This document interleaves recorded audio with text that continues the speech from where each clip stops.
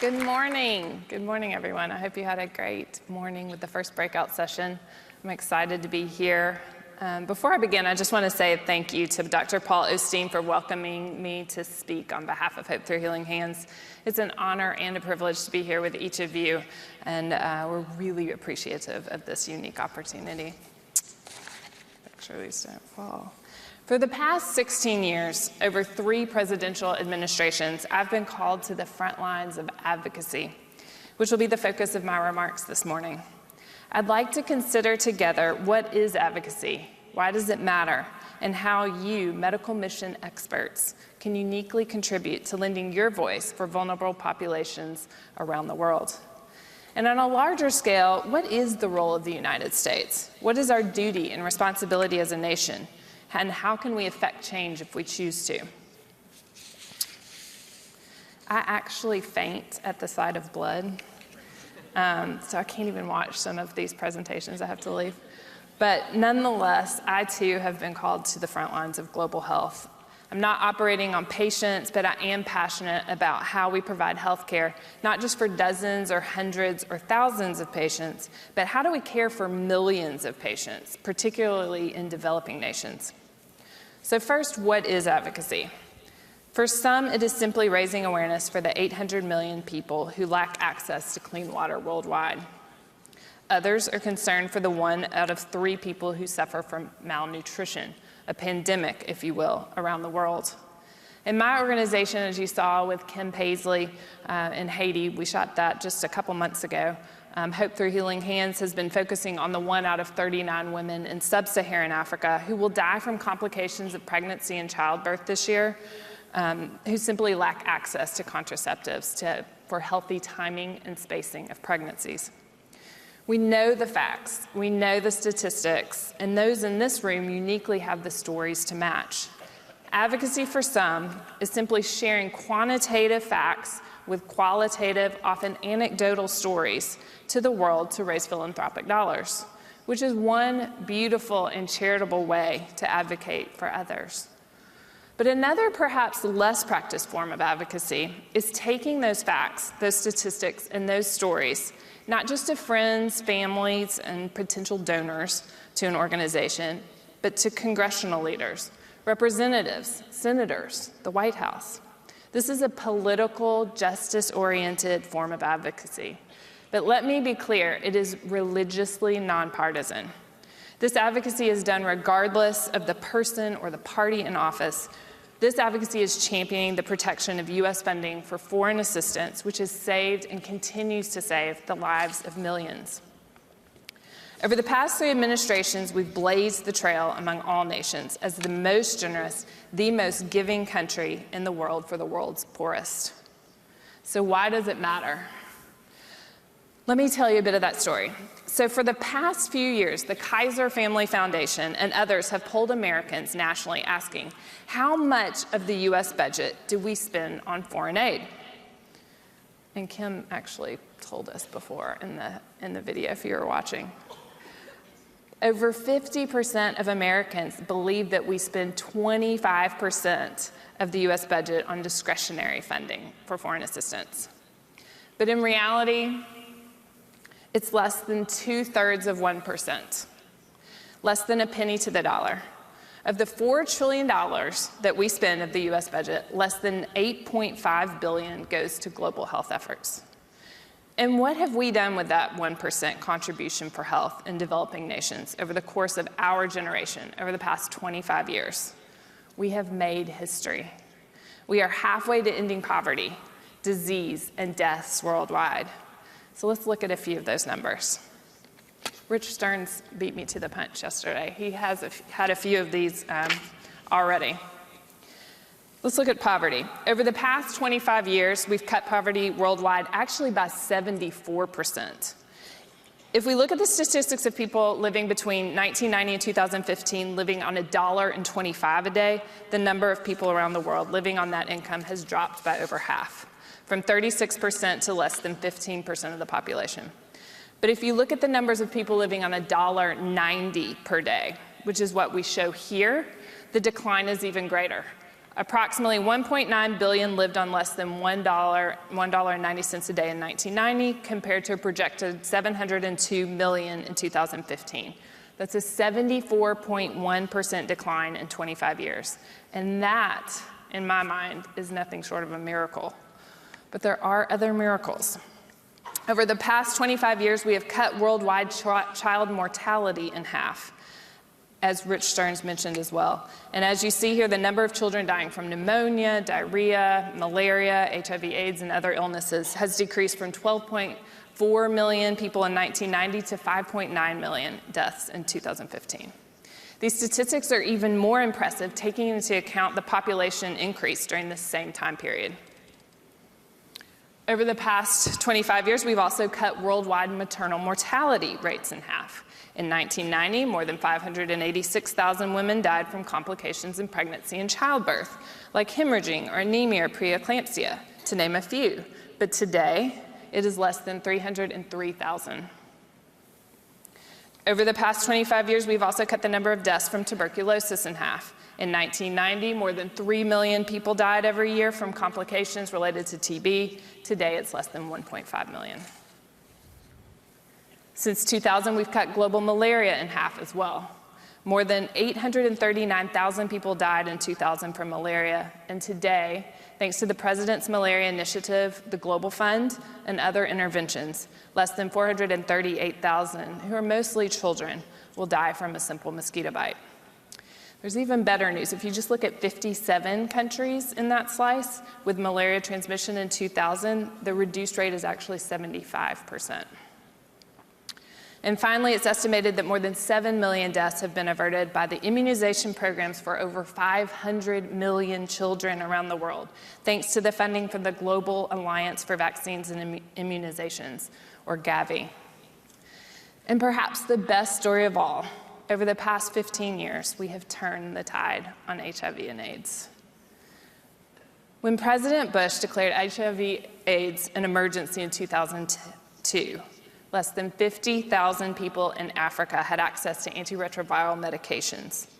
Today, more than 21.5 million people have access to ARVs. They are living out their lives with their children and their families and their friends and their jobs thanks to you, thanks to American tax dollars. Between the uninterrupted and integrated services of the President's Emergency Plan for AIDS Relief, or PEPFAR, launched by President George W. Bush, and the Global Fund to Fight AIDS, TB, and Malaria, we see the light at the end of the tunnel. The funding for these pieces of legislation has changed the course of history.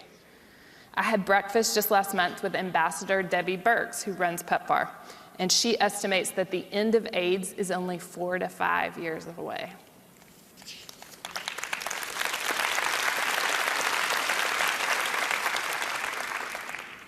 We have led the turning of the tide of HIV and AIDS, even without a cure, but simply with prevention and care and partnerships around the world.